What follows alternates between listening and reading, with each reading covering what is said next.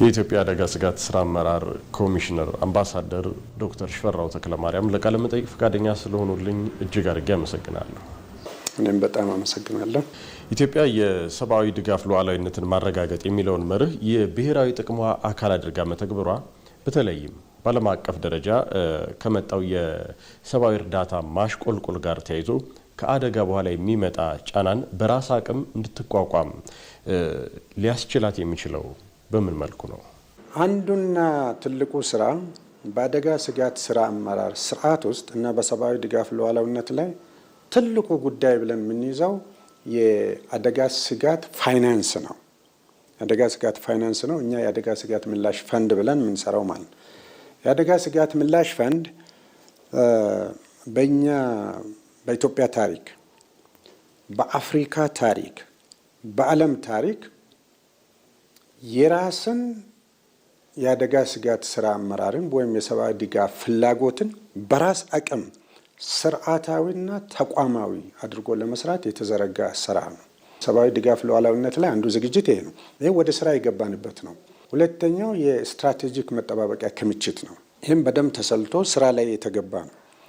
ይህንን ስራ ለመስራት እንደ አገር የሚያስፈልገን ወደ 2 ሚሊዮን ሜትሪክ ቶን ነው ማለት 20 ሚሊዮን ኩንታል ማለት ነው። ከዛ ውስጥ 500 ሺህ ሜትሪክ ቶኑ ለመጠባበቂያ 1.5 ሚሊዮኑ ለዕለት ደራሽ ተብሎ ተሰልቶ ስራ ላይ የተገባበት ማለት ነው። በዚህኛው እንደ መጠባበቂያ የሚያስፈልገን 500 ሺህ ሜትሪክ ቶን ነው። ይህንን ክምችት ኢትዮጵያ ለማዘጋጀት ምንም የሚቸግራት ነገር የለም። ይህንን ወደ 253 ሺህ ሄክታር መሬት ቢታረስና በሁለት ሲዝን በ80 ኩንታል በሄክታር ብናሰላው 2 ሚሊዮን ሜትሪክ ቶንን በጣም በቀላሉ ማከማቸት እንደሚቻል አውቀን ስራ ላይ ገብተናል። ሁለተኛው ለዚህ ለሰብአዊ ድጋፍና ለመሳሰሉት እስከ $1 ቢሊዮን የሚወጣውን አንድም ኩንታል ስንዴ ለዚህ ስራ እኛ ከውጭ አስመጥተን አናውቅም። ሶስተኛው የሰብአዊ ድጋፍ ፈላጊ ቁጥርም ቢሆን በአውሮፓውያን አቆጣጠር በ13 27 ሚሊዮን ደርሶ ነበር። ያ ቁጥር ዛሬ ላይ ወደ 2 ሚሊዮን የወረደ ነው። ስለዚህ ሰብአዊ ድጋፍ ሉዓላዊነትን በማረጋገጥ ላይ በጣም ባጭር በሚባል በመንግስት በሚወሰንባቸው ወቅቶች እንደ ሀገርም ጭምር ሰብአዊ ድጋፍ ሉዓላዊነትን ለማብሰር እቅዶች ተይዘው እየተሰሩ ናቸው።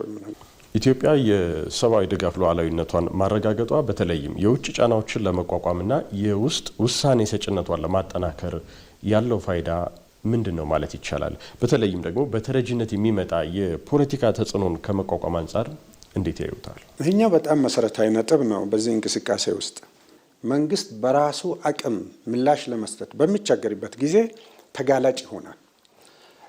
የባዳና የባንዳ መገናኛ ስፍራ ተብሎ የሚታወቀው የሰብአዊ ድጋፍ በፈረሰበት ቦታ ነው።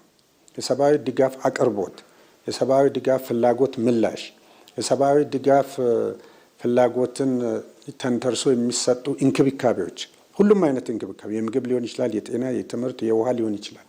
በሚስተጓጎሉበት ጊዜ ይህንኑ አጋጣሚ ውጭ ያሉ አካላትም ቢሆኑ እጃቸውን በረዥሙ ዘርግተው የሚፈልጉትን አስተሳሰብ የሚፈልጉትን ፍላጎት ለመጫንም በዙ ነው የሚጠቀሙት። በሀገራችን ውስጥም ሌላ ሀገር ሳንሄድ በጣም ብዙ ጊዜ ያየነው ነው።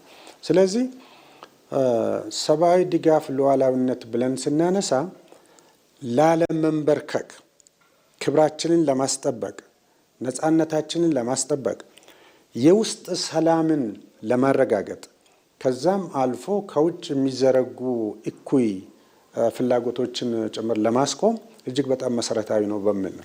ኢትዮጵያ 16ኛውን የአፍሪካ የአደጋ ስጋት አቅም ጉባኤን መጋቢት 30ና ሚያዝያ 1 2018 ዓ.ም ታስተናግዳለች። ይህን ጉባኤ ኢትዮጵያ እንድታስተናግድ ያስመረጧት ጉዳዮች እንደምን ያሉ ናቸው? በዚህ ጉባኤስ ኢትዮጵያ ምን ጉዳዮችን ይዛ ትቀርባለች? በግብርና ዘርፍ፣ በኃይል ማመንጨት ዘርፍ፣ በስማርት አግሪካልቸር ብለን እንደምናነሳው አረንጓዴ ሌጋሲንም ጨምረን በጣም በርካታ ስራዎች ናቸው ያሉት።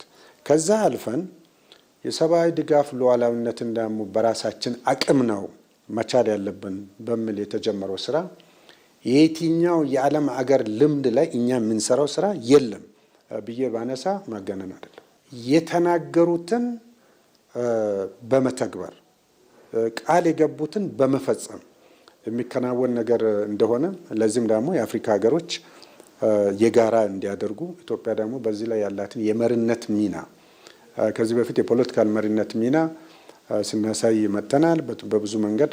አሁን ደግሞ በኢኮኖሚ መሪነት ሚና እያሳየን እየሄድን ነው። አሁን ደግሞ የሰብአዊ ድጋፍ ሉዓላዊነትን ማሳካት፣ አረንጓዴ ሌጋሲ ላይ መስራት፣ ምግብ ስንዴ ሉዓላዊነት ላይ መስራት፣ የተሟላ ክብር እንደ አፍሪካ፣ የተሟላ ነጻነት እንደ አፍሪካ፣ የተሟላ አፍሪካዊ ሉዓላዊነት ለመፍጠር ያለውን ፋይዳ የጋራ የምናደርግበት አጋጣሚ ይሆናል።